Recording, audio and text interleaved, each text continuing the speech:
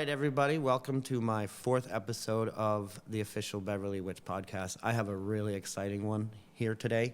So, my last episode, I started off with some, frequently asked questions and myths and misconceptions about the Salem witch trials. But today, I wanted to address what I already addressed in a few prior episodes, and that's the story. And I'm gonna title this episode "The Trouble at Turner's," and that of course means Turner's Seafood. And now I want to be very fair and say, look, I'm doing this. A lot of this is tongue in cheek, but I'm going to flip the usual history you hear on tours there upside down. But I'm going to prove why a lot of the stories you hear on there are not true.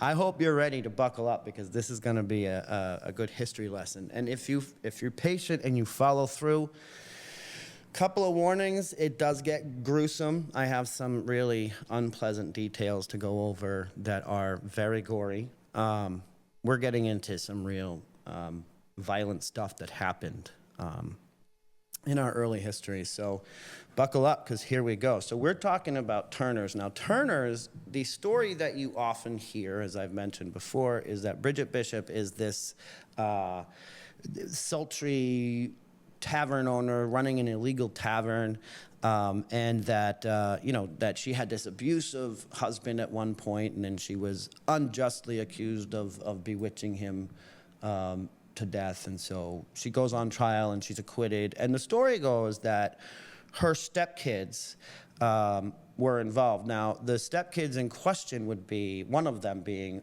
a woman who by then, whose name was Mary West. She was first Mary Oliver, then Mary Hilliard, then Mary West. And she was the daughter of Thomas and Mary Oliver. So we're going to backtrack now, because we're going to start from the beginning. So to answer these myths that we have. First and foremost, we have to start way back in England, in Norwich, early 1600s. Thomas and Mary both were probably born in Norwich sometime in the early 1600s, 1600 to 1603. They got married in 1626 in Norwich. To give you an idea, too, of timing, that is also the year that Salem and Beverly were founded and settled. So that's an important distinction. So 10 years later, they arrive in Salem. Now, Thomas, we don't really, I've never really been able to pin down what it was Thomas did. A lot of, he comes in, he calls himself a calendar, and that's not like a calendar like that you keep dates with. That's a calendar, it's the person. So this is funny. Nowadays, a calendar is a big metal cylinder because it's part of the paper making process. And the calendar is back then was the person that had to smooth out all the bumps in the paper of that process. So he had something to do with that, but I get the sense he was some sort of he was buying a lot of land. And he traveled to and from England multiple times. So he comes here in 1636 with Mary, and Mary, for her part, I think he probably brought her here because we know that while they were in England, there was some sort of now I haven't been able to check records in England, so I haven't been able to verify it. This is stuff I've learned just through a lot of digging on the internet and asking, people that know a lot of English history. Mary was evidently, and according to John Winthrop's own. In fact, you know what? I'm gonna just read from John Winthrop's journals, and this will kind of give you an honest depiction of Mary. Now, Mary, for her part, she's clearly a very, very spiritually deep religious woman. So we're going to read what Thomas has to say. John Winthrop. Now, John Winthrop, of course, was one of the early governors of the colonies, and he's a deeply, deeply puritanical man. The devil would never cease to disturb our peace and to raise up instruments one after another. Amongst the rest, there was a woman in Salem, one Oliver, his wife, who had suffered somewhat in England for refusing to bow at the name of Jesus. Now, he's talking about Mary here. And it says, though otherwise she was comfortable to all their orders. So basically what he's saying is that Mary, she'd gotten in trouble at one point for refusing to bow to Christ. This was a way that in England, now mind you, the Anglican Church is in power.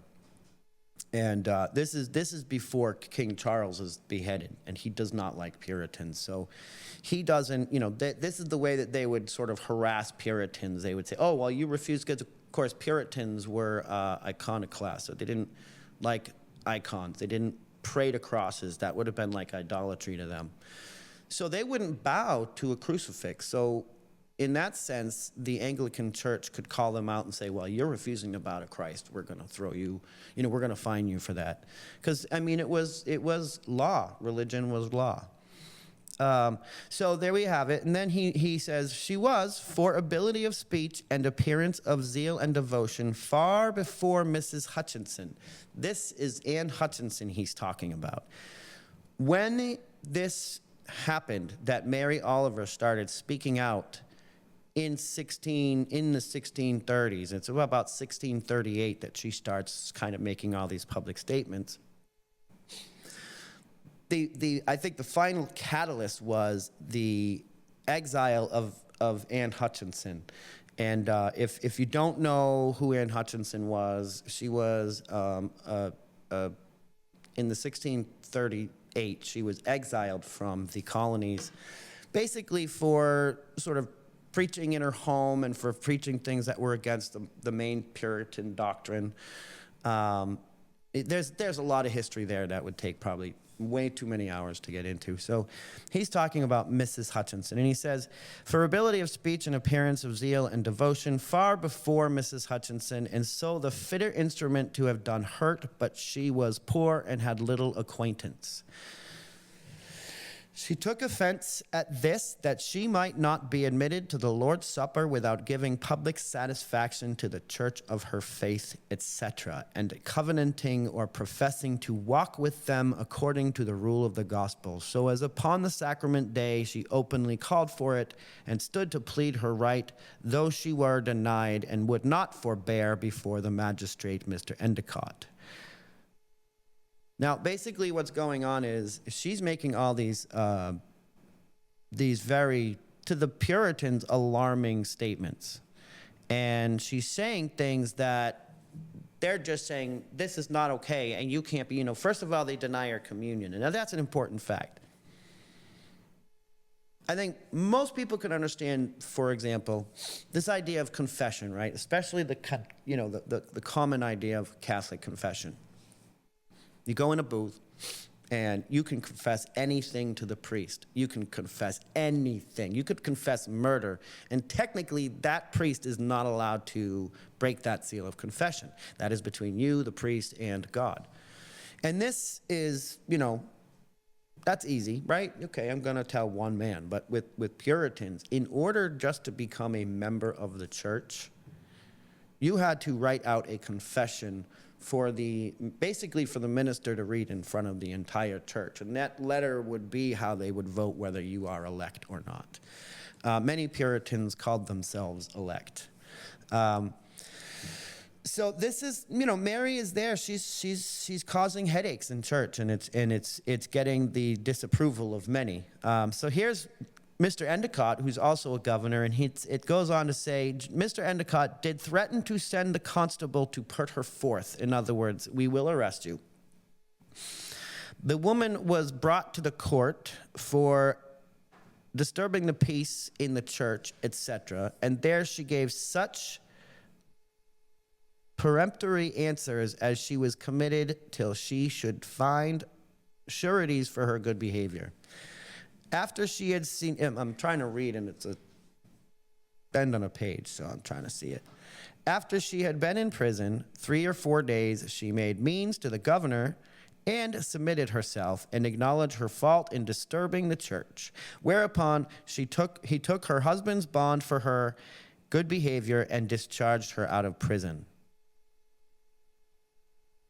But he found after that she still held her former opinions, which were very dangerous. Now, listen carefully to what John Winthrop is saying. He's literally saying that she needs to be punished for her opinions. Let me read that again. But he found after that she still held her former opinions, which were very dangerous. And here he lists her opinions that are so terribly dangerous. Excuse me. That the church is the heads of the people, both magistrates and ministers, met together, and that these have power to ordain ministers, etc. She's basically stating that. I don't really even understand. It's Puritan speak, so it's hard. She's basically, that's the first one. The second one is that all that dwell in the same town and will profess their faith in Christ Jesus ought to be received to the sacraments there, and that she was persuaded that if Paul were at Salem, he would call all the inhabitants there saints. And third, that excommunication is no other but when Christians withdraw private communion from one that hath offended. So in other words, she's calling for three things. A, the separation of church and state. She doesn't think that ministers and lawmakers should, they shouldn't be held together. Her second argument is that, hey, you know what? Nobody should be denied communion if they are willing to accept the body and blood of Christ. And finally, basically stating that, look, you can't excommunicate people just because they don't agree with you. So these are all the things that she's that's just the fact that she's saying these things, and she's saying them publicly is a serious problem. So finally, we have about 5 years after, this woman was adjudged to be whipped for reproaching the magistrates. She stood without tying. That means they did not tie her up, and bore her punishment with a masculine spirit, glorying in her suffering. Now what that means is she sat there without having to be tied up, and they whipped her, and she kept silent. She did not cry out. But after, when she came to consider the reproach which would stick by her, she was much dejected about it. She had a cleft stick put on her tongue, half an hour for reproaching the elders. And that happened in 1646, he wrote all that. So basically, she was speaking out against the Puritan authorities for their hypocrisy. And all the while that she's doing this, they're punishing her again and again. And eventually they even punish her by dragging her out. And I don't know if they did this in Boston. I feel like they must have done it in Salem. They took her out and they whipped her for about 3 hours. They just whipped her. And then, at that I believe it was 3 hours. I read somewhere else that it was 3 hours. And for that last half an hour, because she was not crying out, because she was not showing any remorse, if you will, they added a cleft stick underneath her tongue. And that's basically, how do I explain that? It's like, imagine like a toothpick, but on both ends of the toothpick, instead of just one little spike, there are multiple spikes coming out, and it's really small, and it's usually made out of like a metal, or it's very sharp, it's very painful, and it goes under your tongue. So that if you do cry out or move your tongue, it digs in and it lacerates the underneath of your tongue. It's a very painful form of torture. And imagine that's in there while you're being whipped over and over and over again. And this is the treatment she got. And so that's 1646. Now, somewhere along that time, we don't know, I don't know exactly when, but Thomas had gone back to England sometime in the mid-1640s. So by 1646, when John Winthrop is writing this, Thomas is gone. He's in England. He's gone back to Norwich, probably for business. It could be he goes back to Norwich to fight in the Civil War there. I have no idea, but I do know that he seems to go right back to England, right in the middle of the English Civil War. And it was in 1649 that Mary Oliver finally in Salem, they'd had enough. And it doesn't really allude to it in this, but in another part of John Winthrop's writings, he writes about how Mary Oliver actually goes to William Hathorne, the judge, and calls him a hypocrite to his face during a trial, during a hearing, and so he needs to have her punished, and he's going to have her whipped again, and he's going to have her pay a heavy fine. She's also accused of stealing a goat, That's a bizarre one. I never understand. I have a feeling that they were just trying to get rid of her. And so ultimately, William Hathorne decided, well, you know what, Thomas is already in England, so why are you even here? You need to go back to England, and so you can stay here, and we'll whip you, and we'll fine you, or you can go back to England and never come back. So she goes back to England, and Thomas later declares that she had arrived back in England sometime in 1650. And now, her trail seems to grow cold at that point. We know that at some point in the mid-1650s, Thomas was owed a debt by somebody in Rowley. So this is enough money at the time that he crosses the ocean once again. I don't think he'd ever actually sold the land. I don't think they'd ever actually sold the land that they had in Salem. So he comes back, and I wonder, I'm sure maybe some of maybe his son came and stayed. I've never really been able to dig that deeply yet into that. But I do know that, he comes back, he leaves Mary there, clearly, and in 1659. Now, here's where things get tricky. Now, I mentioned the Civil War. 1649, the year that, and here's more sort of perspective for you, the year that Mary was exiled from Salem, 1649, was also a very, very monumental year just in the history of the world, because that was also the year that the Puritans in England, through the Civil War, ended up gaining control of Parliament and having the king beheaded. I mean, they put this guy on trial for treason, and Charles I he had his head cut off. It was the first time in history that a king had been toppled by his people in such a way. And so we're talking about monumental history. And now all of a sudden, and we got to think about England itself as an island and what's going on here right now. England is going, first of all, you had the Tudors who forced the people of England to go from becoming Catholics to Anglican, so Catholic to Protestant. And then they forced them yet again, the same dynasty forced them yet again. Nope, we're not going to be Protestant. We're going to be Catholic now. And so this poor nation gets toddled back and forth, and then they're brought back to Protestantism. And then during that time, that just, it all breaks out open. Like Elizabeth comes to the throne, she's a Protestant, and then she's trying to sort of give people more freedom, and that's sort of when the Puritans come in and they take advantage of that. And over time, they gain enough control that by 1649, they've had enough, and Charles I, he loses his head. But now England is being ruled by Puritans. And so most English people are not happy. If we think about what Puritans do, they outlaw Christmas, they outlaw the theater. I mean, it's just not the way that most people want to live. Imagine if I think we know how that feels right now, right? So, I mean, it's imagine, I don't even think we have to imagine a mindset, people with a particular mindset come in and they say, now we're going to change everything, and anything you love, we're going to just destroy it because it's going to be our way now. And they outlaw everything, Christmas, they outlaw the theater. It's a dark time for other people who don't follow this, because they also make it law to go to church and this and that. It's not a formula that's going to last. And it's all headed by a man named Oliver Cromwell. And he sort of, when he dies in the mid-1650s, it's sort of, his son is just not as intimidating as he is. And he gets, Parliament even gets tired of it and says, can we have our king back?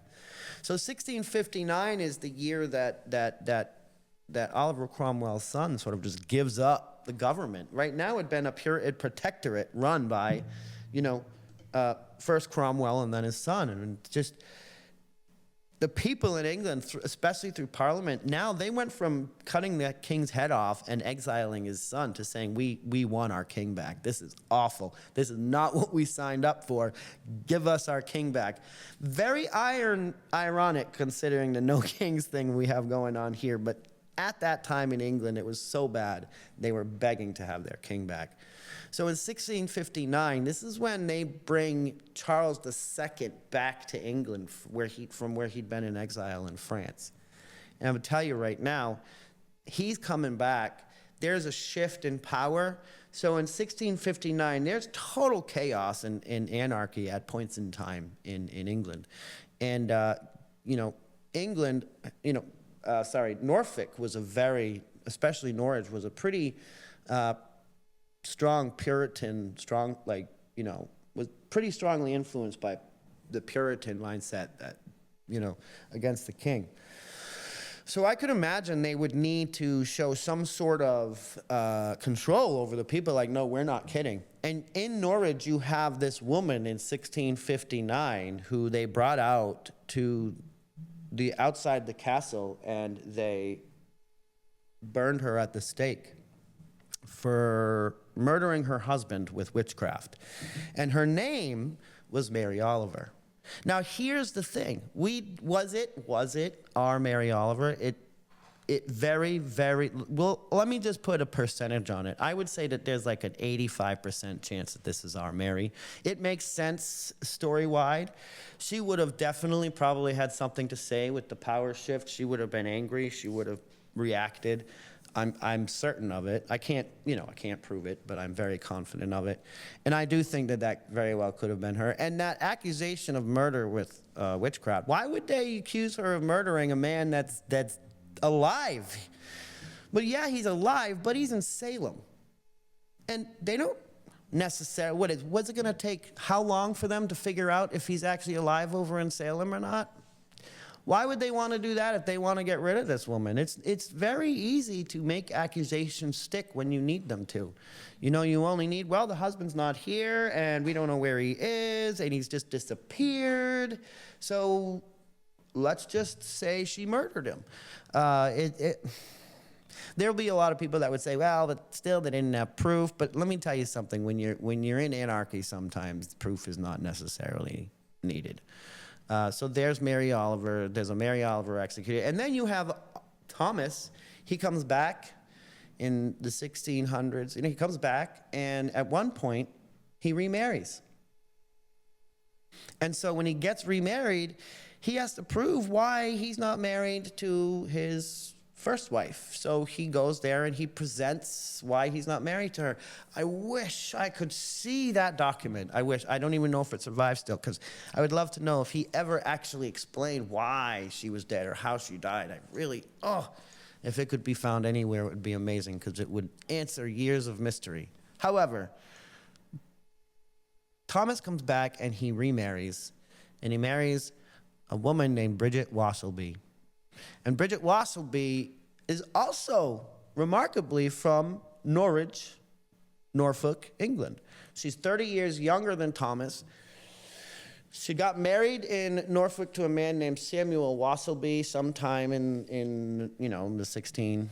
I'm running out of my dates in my brain. Sometime in the 1650s, probably 1659. In fact, I think she was supposed to have gotten married. Now, mind you, this is in Norfolk, Norwich. So I'm often compelled to wonder if she could have been at Mary Oliver's execution, because it would have been kind of a public event. But so she comes to Salem in Boston in 1660. In the time that she came to Boston, and she had a child in Norwich, I believe she lost, and then she came over here, and I think she had another child, and that died after a year. And that's how we, and when they reported that, that's how we know in the document when the child died.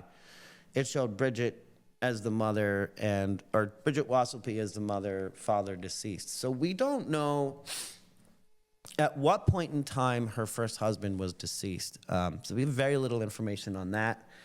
And then she gets married to Thomas Oliver of Salem in 1666. So now she's Bridget Oliver. And this is where all the misconceptions come in. So now, starting with her. So Bridget Oliver is now married to Thomas. Now that we know what Mary was like, and we know for a fact that it almost was like he almost seemed happy to let Mary do what Mary wanted to. Even when he was warned by the authorities, hey, your wife's out of control. He seemed to either just not care, or maybe he supported her beliefs. We don't really know, but he clearly didn't do anything to stop it when he was leaving the country or leaving leaving the colonies to go back to England. And then, Mary goes back to England. He's like, oh, I'm going back to the colonies again. Maybe he just went there to fight in the war. We really have no idea. But he's back, he's remarried, he's 30 years older than this woman. And there must have been something in her that he admired, because she's clearly just as passionate as Mary was, except that her passion seems to be more just a little bit more maybe trauma-based. She's just angry to be angry. She, instead of sort of screaming out at the church, for example, she starts cursing out at him. And the first time we see her get arrested after they got married, she's arrested because she curses at him and uses sacrilegious language against him in public on the Sabbath. And this is not okay. I think that means that she very loudly shouted at him during church. I'm guessing. I don't really know. But she faces punishment for that. And then at one point, they're brought before the court for screaming and yelling at each other and abusing each other. And there's this very dramatic sort of trial where they're being accused of disturbing the peace with all this domestic violence, and the courts are going to cause them to stand out in shame with something like something written upon them, maybe like disturbing the peace. But they're going to stand there with a mark of shame together for whatever, an hour or 2 hours out there on the street right downtown. And all of a sudden, but Mary West came in, that's his stepdaughter, and she bailed him out and left Bridget, presumably, to take the punishment. So there's been a lot of criticism over the years because of that. But I would like to state for the stepchildren that this is probably a case, let's be fair, of these Mary, for her part, is seeing her dad be emotionally and physically abused by this woman, and she must not know what to do. We're talking about it. And so Thomas lashed back out. And there's reports of Bridget showing up with bruises and scratches. And Thomas even states in court, yes, because, I have them too. And he's basically stating, I'm defending myself. Like, what else am I supposed to do? And of course, there's all this, they tell a lot of stories say that by the end of his life, he was accusing Bridget of, like, I'm married to the devil. He was telling his family that he was married to the devil. And so finally, when he dies without a will, Bridget is ordered to pay two of his sons a certain amount of money, and his daughter that they had together, Christian, they had a daughter together, Christian Oliver, and she went on to become Christian Mason. So, so she's ordered to pay each one of those three children a certain amount of money, and then the court grants her the land. And over the period of time between 1680 and 1692, she ends up going to court a couple of times to get permission to sell pieces of that land to different people so that she can make a living. Because one thing that history seems to forget, what she also is, when Thomas died, was his debt. And he had a lot. So what he was doing in his life that he owed so much money, I have a feeling it was probably land debt. I have no idea, but he owed a lot of money. She had to pay all that. So now, essentially, she's broke. And so I think this is why people are tempted to say, well, that's why she ran the illegal tavern. But she did not run the illegal tavern. So instead of continuing on with the story of Bridget right now, I want to just backtrack a little bit, because I'm reading another piece of Puritan literature, and this one is far more revealing. This is actually the deposition of Reverend John Hale of Beverly that he gave in 1692. And I'm just going to read the deposition itself first. Now, the deposition states, and this is where I want to say that, first off, there's a lot to this. But second of all, if you are sensitive to gore or anything like that, you want to tune this part out because it gets a little bit unpleasant.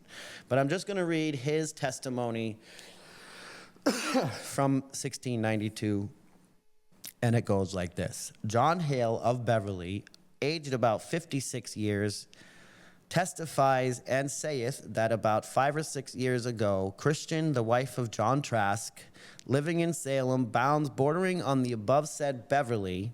That's an important point. I want to have, think that. Living in Salem, bounds bordering on the above said Beverly, being in full communion in our church, came to me to desire that Goodwife Bishop, her neighbor, wife of Edward Bishop Jr., might not be permitted to receive the Lord's Supper in our church till she had given her the said Trask satisfaction for some offenses that were against her, viz.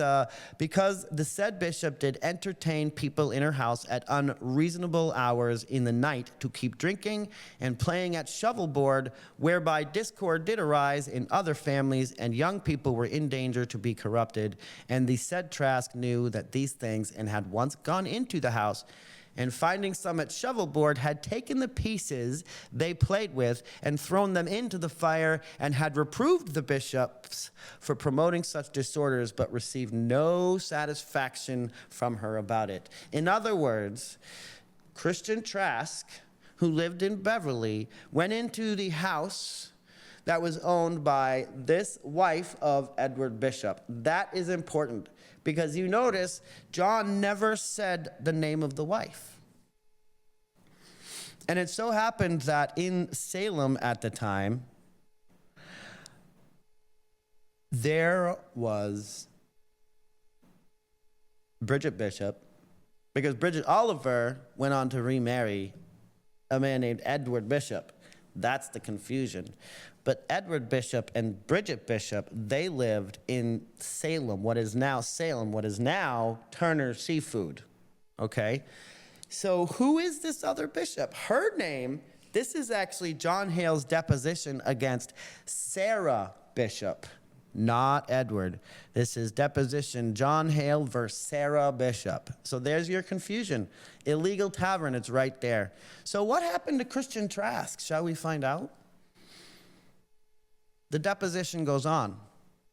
I gave said Christian Trask direction how to proceed farther in this matter if it were clearly proved. And indeed, by the information I have had otherwise, I do fear that if a stop had not been put to those disorders, said Edward Bishop's house would have been a house of great profaneness and iniquity. But as to Christian Trask, the next news I heard of her was that she was distracted and asking her husband, Trask, when she was so taken, he told me. She was taken distracted that night after. I'm trying to keep up with the Puritan writing here. I'm sorry. It's all one run-on sentence. When she was taken, he told me she was taken distracted that night after she came from my house when she complained against Goody Bishop. In other words, when she went to John Hale and asked that they be excommunicated or not allowed to take communion or what have you, the night she went home, she reports that odd things started to happen. She started to get distracted, so on and so forth. So she's basically, there's your accusation. She, continuing some time distracted, we sought the Lord by fasting and prayer. The Lord was pleased to restore the said Trask to the use of her reason again. I was sought her often in her distraction, and took it then to be only distraction, yet fearing sometimes something worse. But since I have seen the fits of those bewitched at Salem village, I call to mind some of hers to be much like some of theirs. Now, it goes on. The said Trask, when recovered, as I understood it, did manifest strong suspicion that she had been bewitched by the said bishop's wife, and showed so much averseness from having any conversation that I was then troubled at hoping better of said Goody Bishop at that time, for we have since torn at length said Christian, it's torn in the paper. At that time, for we have since, and then the paper's torn, so we don't know what it says. At length, said Christian Trask was again in a distracted fit on a Sabbath day in the forenoon at the public meeting to our public disturbance, and so continued, sometimes better, sometimes worse, unto her death, manifesting that she under temptation to kill herself or somebody else. So here's this woman stating that she is tempted. She's going to either kill herself or kill someone else. This woman is having, nowadays, modern scientists look at this and you might, basically I think what we're seeing is maybe some sort of postpartum distraction. I believe she'd had a baby in 1689, in 1680.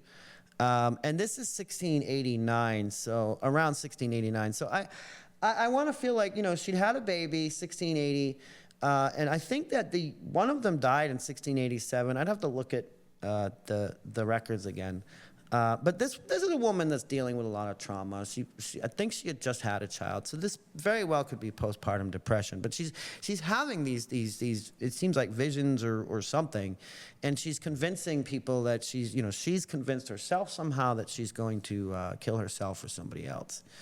So Hale goes on, I inquired of Margaret Ring, who kept at her nigh the house, what she had observed of. Margaret Ring is sort of like a town physician. She's a midwife probably. And sometimes we didn't really have doctors. We had people that knew how to do certain medical procedures or knew certain sicknesses. So they're sort of your town professional. What she had observed was said Trask before the last distraction. She told me, Goody Trask was much given to reading and search the prophecies of Scripture.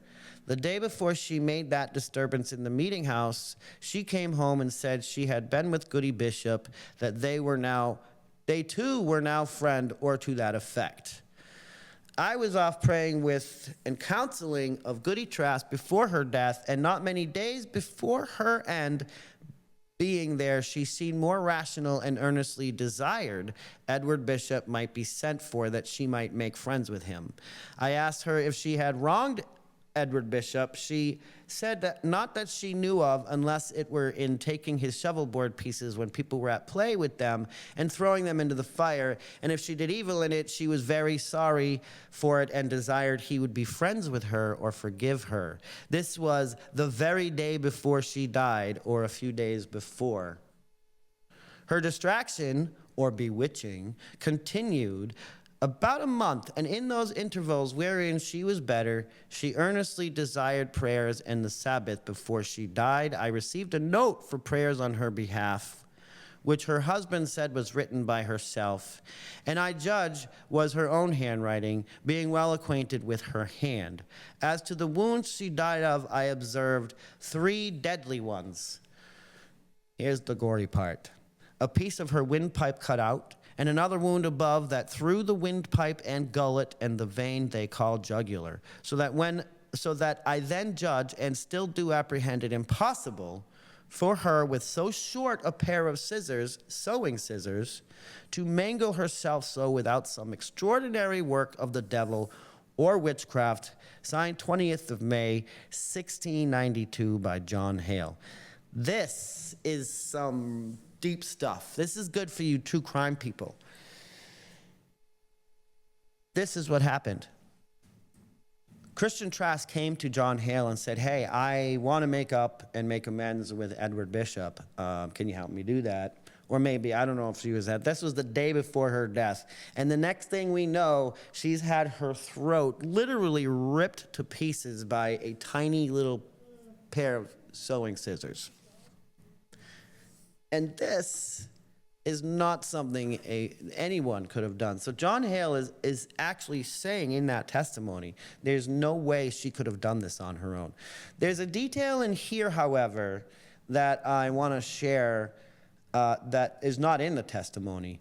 Who deemed her death a suicide? It would have had to have been whoever was in charge of these kind of situations, because obviously they come across such a gory scene of some blood everywhere, terrible wounds in the throat. People are going to have to look at this. It would be like the bailiffs, the constables. Well, for Beverly, one of those men was Edward Bishop Jr.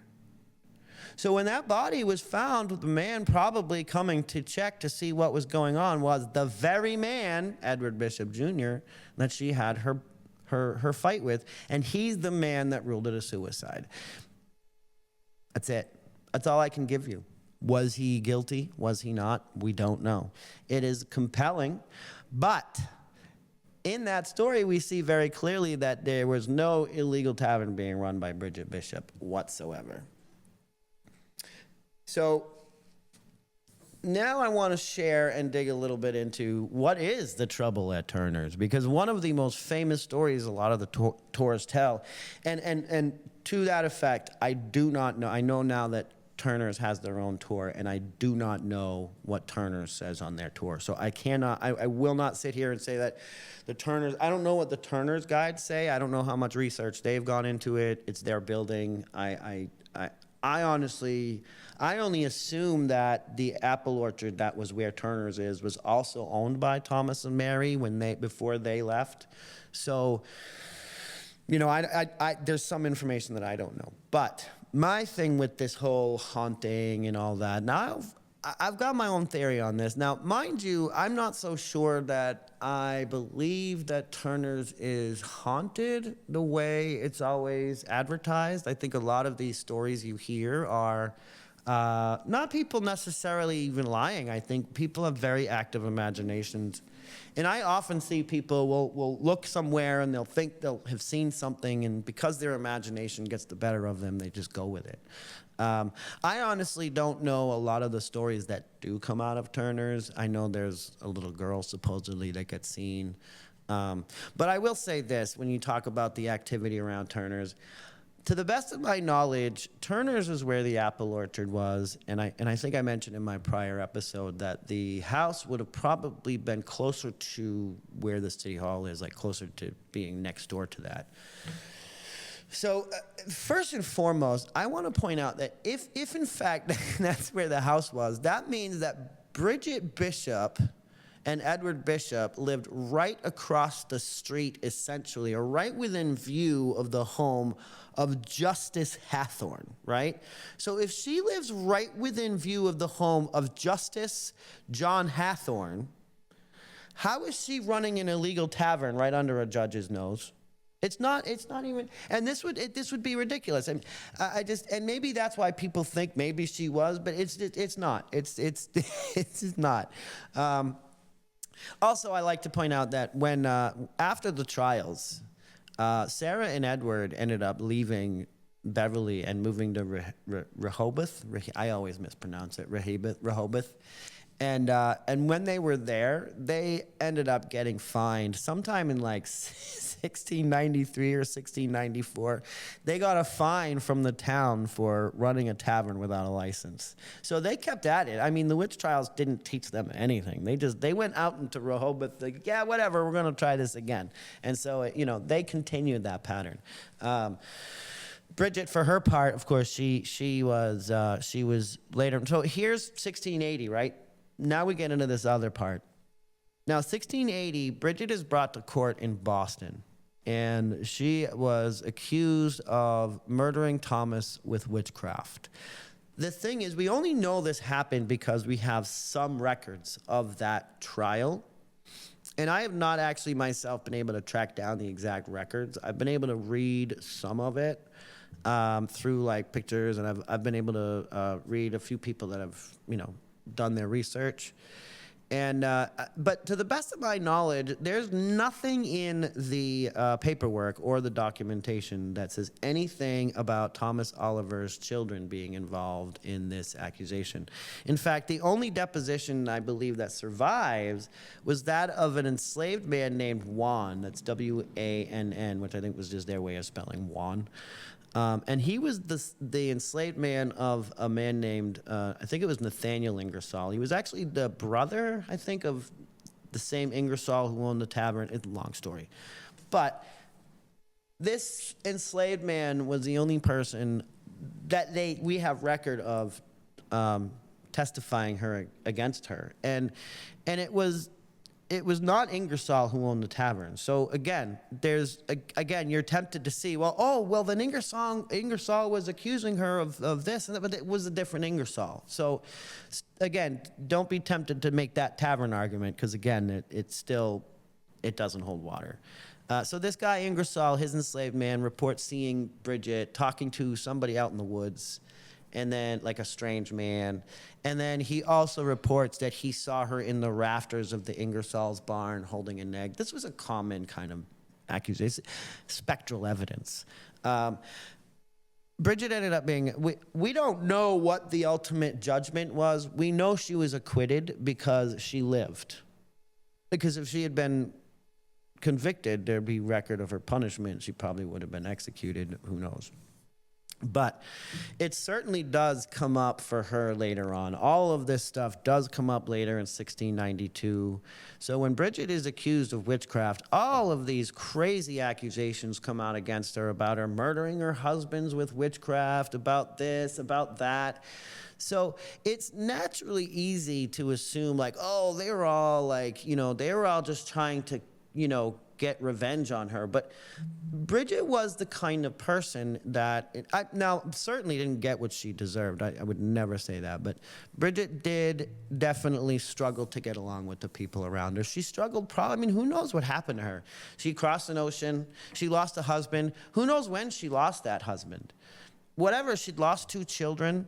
This was a woman that had gone through a lot of trauma. She could have been struggling with different types of mental collapses. She might have had postpartum depression, we don't know. We certainly can assume with Bridget that there was some sort of an emotional imbalance. But I think assuming, we get this assumption, well, Thomas was so abusive, but I don't think he was. I think Thomas was him. He did what he wanted to do. He had a wife. He might have been attracted to powerful women. Maybe that was his biggest weakness. But for his part, I don't think he's this malicious, mean person. I don't know about the children. Mary West, the one who went to court and bailed him out before they had to stand in shame, that's my 10th great grandmother, twice over actually.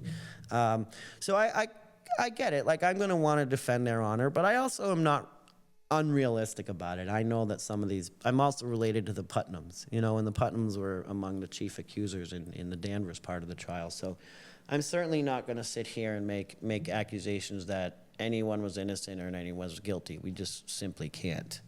But I do, it's been years, and it's been years and years. And you can understand why there's confusion. When you read John Hale's deposition, he does not once mention Sarah's name. All he mentions is Edward Bishop.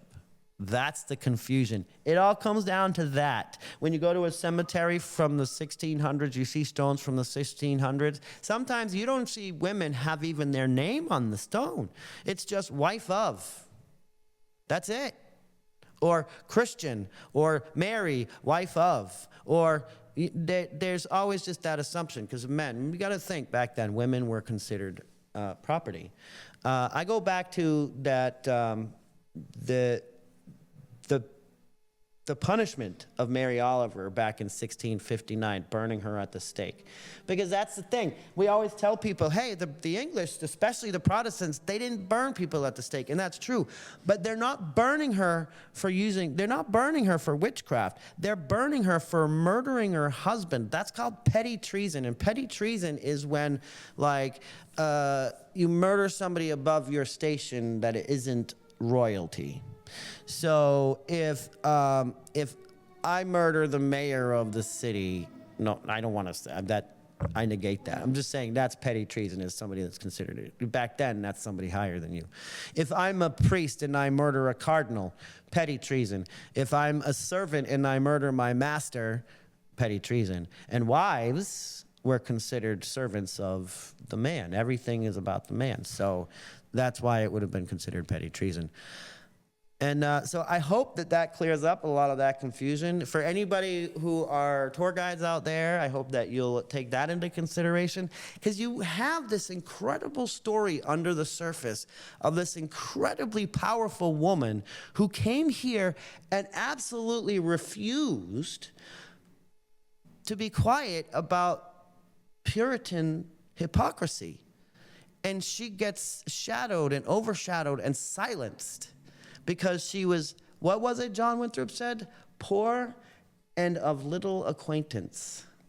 That's just food for thought. It's something to think about. So maybe we should talk about Mary Oliver a little more, and Bridget Bishop just as much. But, you know, Thomas had 2 incredible wives. Anyways, that's it. That's all I got for you for this episode. I'm really, you know, for those of you that stuck it through to the end, I know history sometimes can be a boring lesson, but I want to thank you all for supporting me and watching my podcast and listening. And don't forget to check the comments underneath. Listen, I just finished my book, and it's coming out. Actually, I'm releasing it chapter by chapter. I'm either going to do it 1 chapter a week or 1 chapter a month. I haven't decided, but that'll be actually that'll be released in my Substack, so you'll see the links for that down below. The book, the introduction's been released. No paywall. The chapters, there is a paywall. You know, I got to make a living here. But I post a lot of free content on there, on the YouTube. Mostly it's my way of trying to help people learn about the history here. So make sure to subscribe to all this, watch more videos, hit the like button. I really appreciate the support. And I will see you next week on our next episode. Blessed be, everyone.